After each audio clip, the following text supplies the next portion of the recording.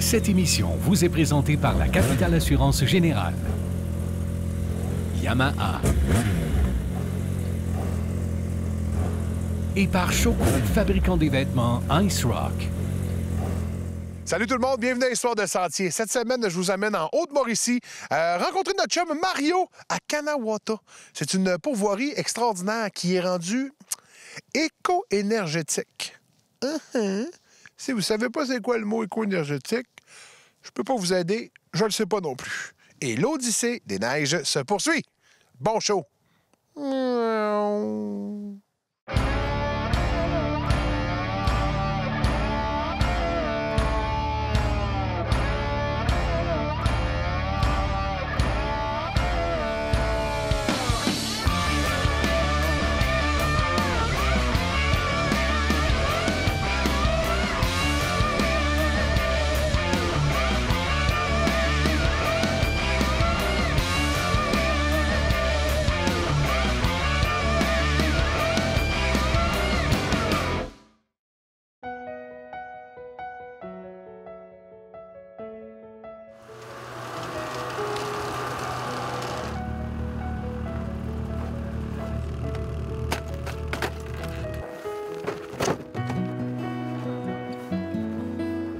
En fait, ce trip-là, qu'est-ce qu'on voulait faire? C'est un peu le trip, on pourrait dire, Renegade ou machine hybride.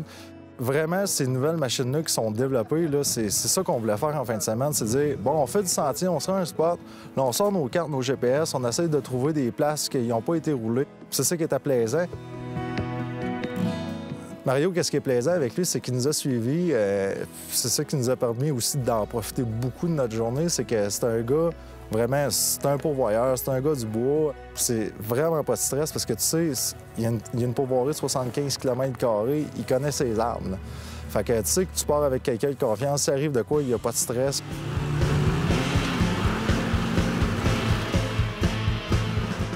La motoneige, pour moi, ça représente beaucoup. Ça représente une partie de la survie de ma pourvoirie.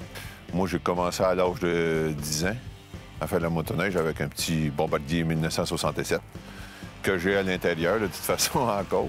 Et puis, depuis ce temps-là, je fais de la motoneige.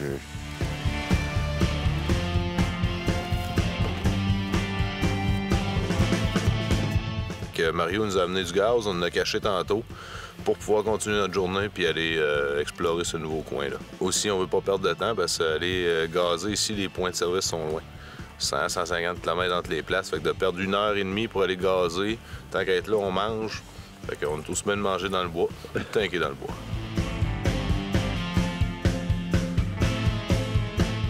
Bien, en partant de la pourvoirie Kanawata, on a pris le sentier 345 en direction de Parent-Barrage-Gouin, donc en direction nord, jusqu'au secteur de la piste d'avion de Casey. De là, on avait 3-4 missions, là, des endroits qu'on avait regardé ces cartes, qu'on voulait vraiment aller regarder qu'est-ce qu'il y avait, parce que même si on est au plein milieu de nulle part, quand même beaucoup de gens qui viennent s'y faire de la motoneige, donc les beaux spots à côté de la trail sont brûlés tout de suite. Mais on a été capable de se trouver des beaux endroits là, vraiment exceptionnels. Là.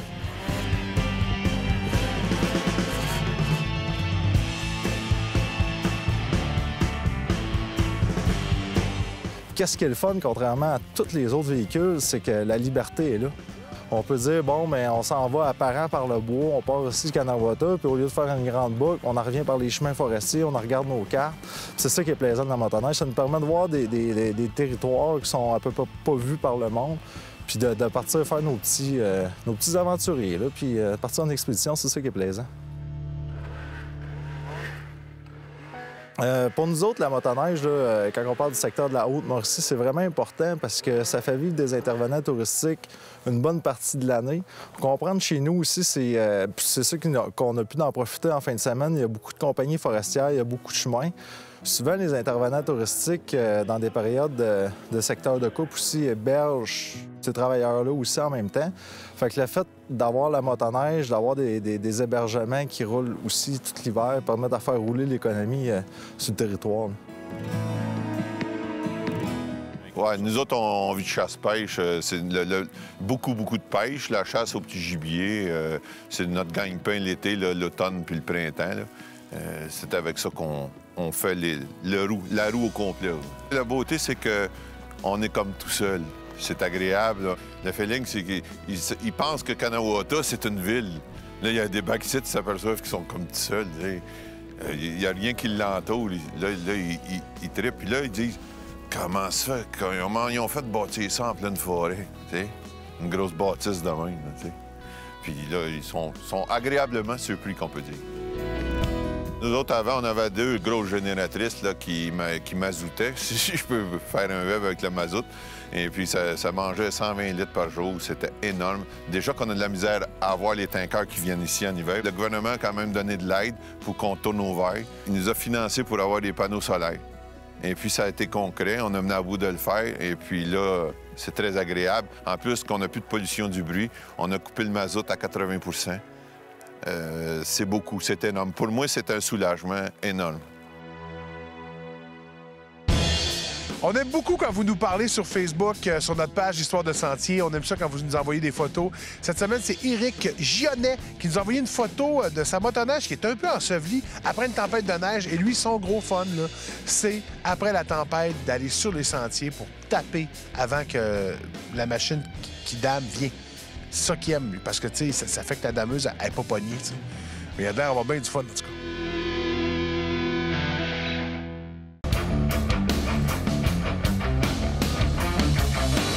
Vous aimeriez partir en randonnée avec Histoire de Sentier et surtout avec son animateur extraordinaire? Ça, c'est moi. Eh bien, allez sur notre page Facebook pour participer à notre concours. Vous pourriez gagner une randonnée avec toute l'équipe au grand complet et moi-même. Et on vous loge pendant une belle nuit au Rabasca Lodge. Allez sur la page Facebook pour participer. Pas la mienne, celle de Histoire de Sentier. Ciao!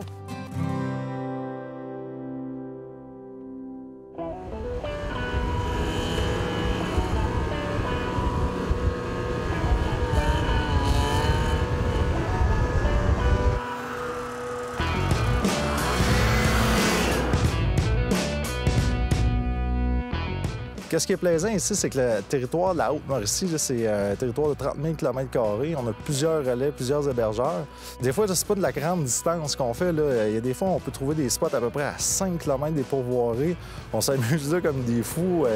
Puis on a brûlé là, toute notre énergie à la fin de la journée. On est content, on rentre. Puis en fait, on n'a pas vu de skidoo où est-ce qu'on était. On était tout seul. Ça vaut la peine de prendre son truck avec les skidoo, faire des fois 1 heure de route de plus. Mais cette heure-là est tellement gratifiante là, que ça en vaut la peine.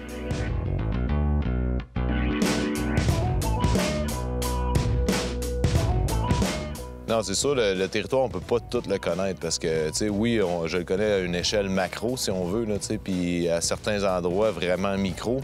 Mais, tu sais, les sentiers, les chemins qu'il y a, il y en a beaucoup. C'est un immense territoire, là. Puis chaque fois qu'on fait des tours ensemble, on essaie de chercher des nouveaux chemins, puis on réussit tout le temps, là. Fait qu'il y a vraiment tout le temps des nouvelles places à découvrir.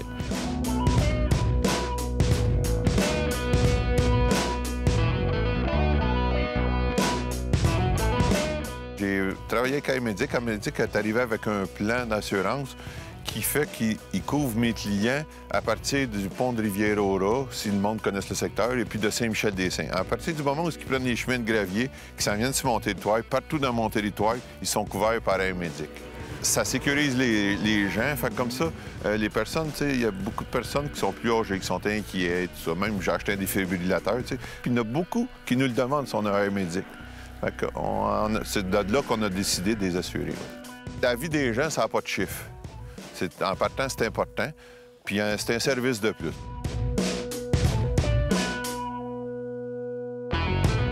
Puis ce qui est le fun, des fois, c'est de sortir des sentiers battus. Puis ici, c'est vraiment génial pour ça. Et avec les motoneiges hybrides, maintenant, ça passe vraiment partout. T'sais, on n'a pas besoin des grosses machines de neige ou de travail. C'est là qu'on se rend compte de la différence avec le hors-piste puis vraiment la motoneige de sentier. Le motoneige de sentier, les gens vont faire entre 200, 400, 500 km par jour pour se rendre vraiment d'un point à l'autre. Quand on va à un endroit, on peut monter ici en sentier, puis après ça, on part faire une journée de 100 km, mais on revient brûler autant qu'après d'en avoir fait 500. Là. Cette année, c'est ça qui était le fun. C'était vraiment un trip de gars. On est parti.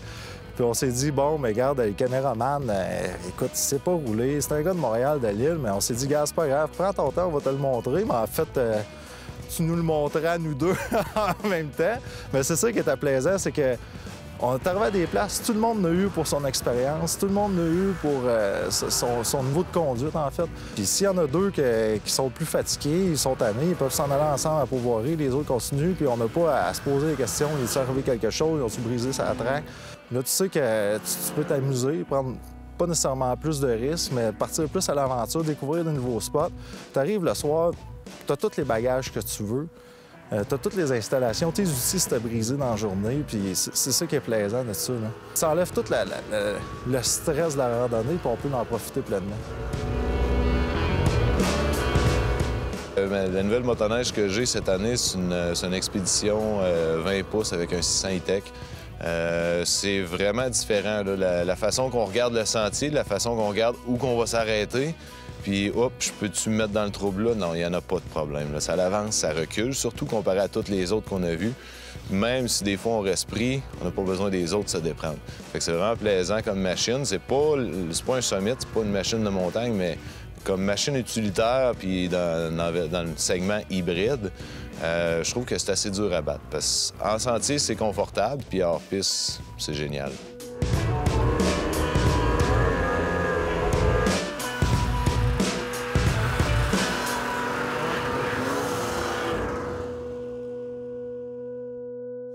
Participez au tout nouveau concours. Profitez de la vie avec la Capitale, qui vous offre la chance de gagner l'un des 5 prix d'une valeur totale de 150 000 $.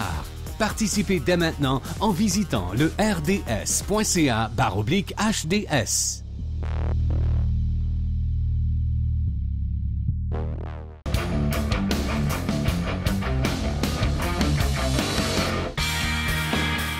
Stéphane Bisson est devenu bénévole dès sa première saison de motoneige en 1991. Toujours disponible et imaginatif, il n'hésite pas à amener de nouvelles idées. Il demeure très attaché et actif dans sa région natale de la Petite Nation, et ce malgré qu'il doit faire 1 heure de route depuis son domicile de Gatineau jusqu'au club. C'est sans doute pourquoi les membres de son organisation l'ont désigné bénévole de l'année en 2013. Merci, M. Bisson, de votre implication exemplaire.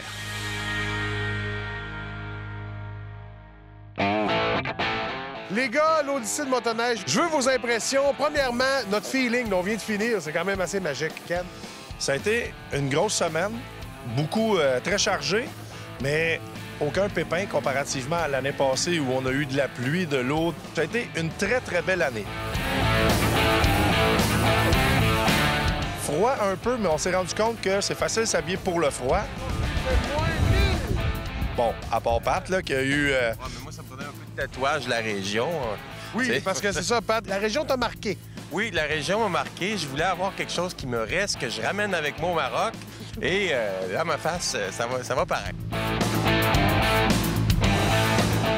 Moi, je suis super content. On a eu du fun ensemble. C'était vraiment trippant. Encore une fois, j'étais en sécurité avec vous deux parce que vous êtes comme mes deux poteaux. Tu sais, t'es plus un courdent. Un poteau en métal. Un poteau en métal. Puis Ken, t'es plus un oreiller confortable. Mais, tout ça pour dire que j'ai eu beaucoup de plaisir. Tu sais, il y a eu des problèmes mécaniques pendant la semaine. Il y a eu des petites affaires. Vous avez été là pour réparer tout ça.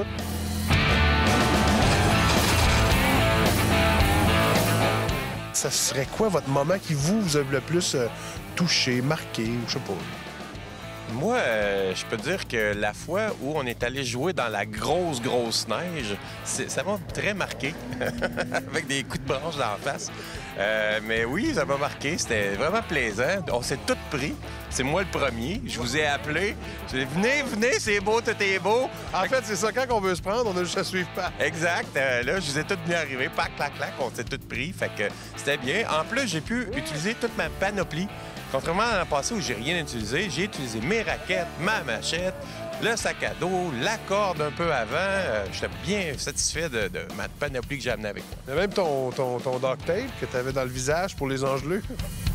Ça va faire mal. Ken, toi? Moi, honnêtement, j'avais beaucoup hâte au bout de hors-sentier. Je savais ce que ça serait. Je savais qu'on en a parlé toute la semaine. Tout le monde voulait se rendre là, les Monts-Valin. Moi, ce qui m'a le plus impressionné, c'est la diversité de tout ce qu'on a réussi à faire en 5-6 jours de motoneige. C'est vraiment ça qu'on se rend compte que le Québec, c'est ça. On peut avoir des excellents sentiers et 100 km à côté, faire du hors-piste. On peut avoir des gros hôtels et des très, très belles pourvoiries en forêt. Vraiment, j'ai été marqué autant du côté de Latuc, quand on est allé dans le coin de Latuc, des sentiers, à quel point ils étaient bien entretenus, que les bénévoles qui travaillent là-dessus sont super bons. Quand on est revenu vers la Lac-Saint-Jean aussi, vers Saguenay aussi, puis après ça, quand on est parti sur les monts, évidemment, je suis comme vous trois, mon coup de cœur, les Monts-Valin, Auberge du 31. Écoute, j'ai été flabbergasté de ça, à quel point il y a de la neige, et c'est magique. Mais somme toute, les sentiers au Québec sont super beaux partout. Fait que je suis très content d'avoir fait ça avec vous autres.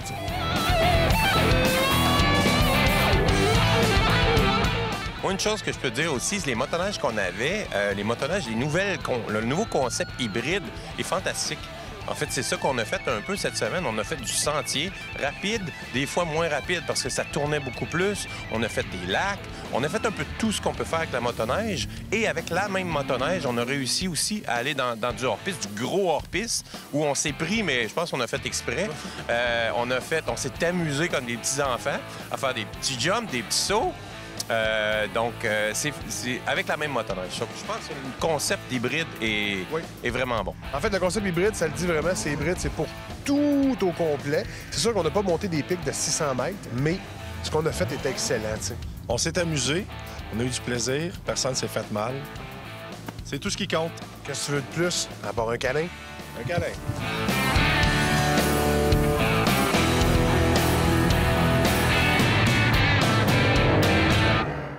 Dans 5, 4... C'est quoi qu'on tourne, là? On tourne chronique ridicule. OK, ça roule. Ken, écoute, on s'est parlé cette semaine, puis je voulais absolument qu'on rende hommage à quelqu'un qui travaille vraiment fort sur ce set-là, puis qu'on voit jamais à la caméra. Puis là, il va faire le saut. Fait que je vais t'inviter à aller prendre le Kodak. Mais Francis, viens me rejoindre! Il n'était pas préparé, il ne le savait pas. Il a sa cagoule en plus. C'est niaiseux, mais tu travailles beaucoup. Puis à chaque fois, on dit, Colin, il travaille beaucoup. C'est lui qui nous suit partout. Mais justement, là, ta job de caméraman, de gars de son, de DOP, d'éclairagiste, ça consiste en quoi? Grosso modo, c'est de tourner toutes vos folies que vous faites pendant tout le voyage. Puis malgré tout le plaisir qu'on peut avoir dans un territoire comme ici, c'est assez débile, bien malheureusement, il faut travailler malgré tout. Et les gens à la maison pensent qu'on a fait que du plaisir, qu'on a que du plaisir. Bien, des fois, ça peut être plate là, de devoir toujours attendre. Souvent, toi, t'es prêt, t'attends une demi-heure, ça motoneige, j'attends que je m'habille, que j'attache mon coffre, que j'attache mon trépied, que Ken vienne me rattacher mieux mon trépied parce que je l'ai mal attaché. Alors, c'est toi, en fait, qui est très patient de m'attendre dans tout ça. Et puis, des fois, c'est plate. Faut comme jouer à la maman, vous ramener à l'ordre pour être capable de ramener ce bon contenu après à la maison là, pour le tournage. Alors, c'est le fun, on s'habitue, il n'y a pas de problème. Dans le fond, mon travail, c'est de filmer. Toi, ton travail, c'est d'avoir du plaisir là-dessus. Puis c'est bien correct comme ça.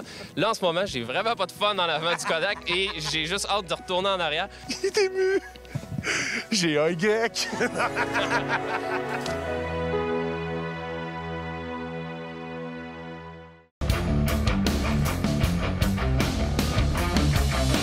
Alors, je suis avec Alain Ouellet, qui est le chiropraticien officiel de l'émission Histoire de Sentier.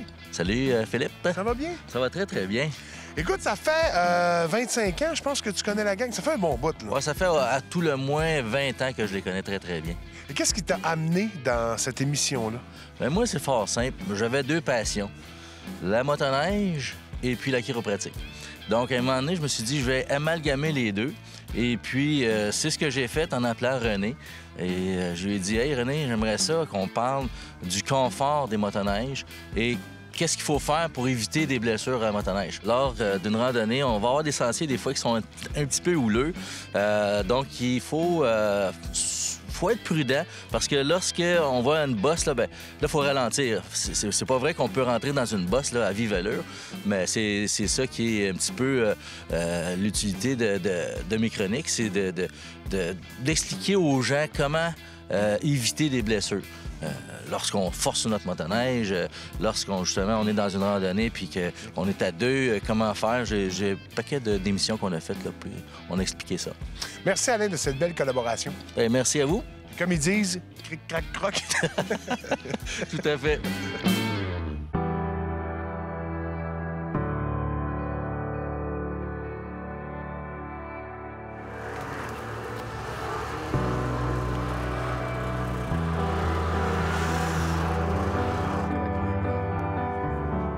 Mario, c'est un autre des magiciens de la forêt, si on veut. Là. Il y a plusieurs gens qu'on a rencontrés au fil du temps. Les hébergeurs en forêt, c'est incroyable. C'est des gens accueillants, débrouillards. C'est incroyable. Là. Tout ce qu'il faut qu'ils fassent, c'est des travailleurs acharnés. Puis ils aiment vraiment ce qu'ils font. Puis Mario, c'est vraiment un gars qui va, qui s'occupe du club motoneige en plus de sa pourvoirie. Puis c'est pas vrai que ça lui bénéficie juste à lui. Là. Ça bénéficie à un ensemble de partenaires autour de lui. Là. Puis c'est un gars qui travaille sans relâche, là, puis qui a le cœur sans main.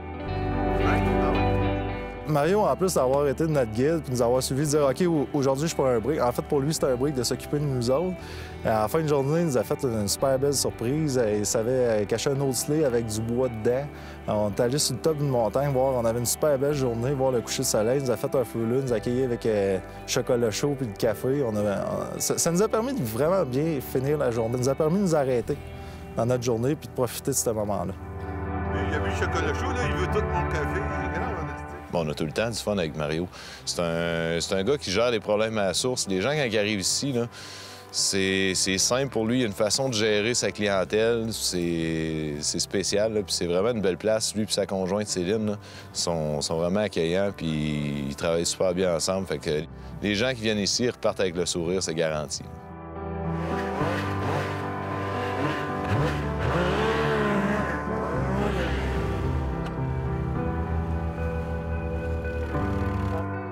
Ça nous a permis de se rendre compte que finalement, on avait assez pour notre journée. On était pris, on essayait de se déprendre, puis un coup, on est sorti de là, on s'est regardé, puis on s'est même pas signé, on se dit « Ouais, c'est le temps d'aller prendre une bonne soupe ».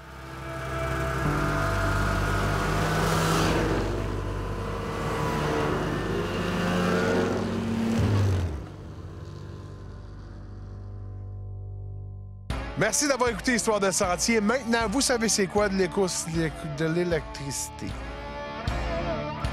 Bravo à tous! La semaine prochaine, je vous amène à Dawsey. Do you know where is Dawsey? It's in Ontario. Juste la limite de l'Ontario et du Québec. On va au Club Étoile Doré.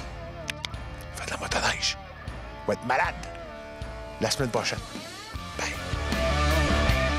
Cette émission vous a été présentée par la Capitale Assurance Générale, Skidoo BRP et par Choco, fabricant des vêtements Ice Rock.